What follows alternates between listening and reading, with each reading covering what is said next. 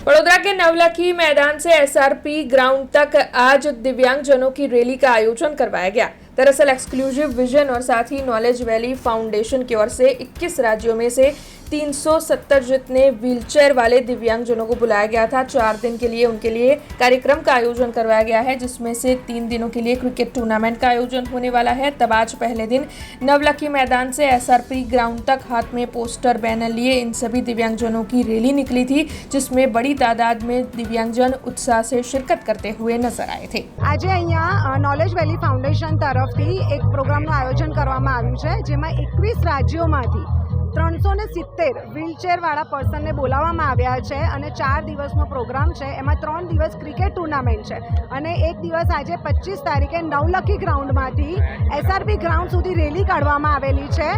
અને બરોડાને મારી વિનંતી છે કે તમે બધા આવો, અહીંયા આગળ ચેર્સ કરો બધાને અને 3 દિવસ ટુર્નામેન્ટમાં પણ જોડાઓ અને બધા જ પર્સન્સને તમે લોકો જુઓ અને એ લોકોને પણ પ્રોત્સાહન વધારો।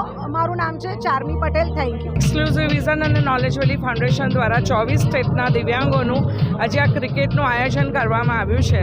ખરેખર એમ દિલને બહુ આનંદ થાય છે કે દિવ્યાંગ એટલે મનના એટલા બધા મજબૂત લોકો।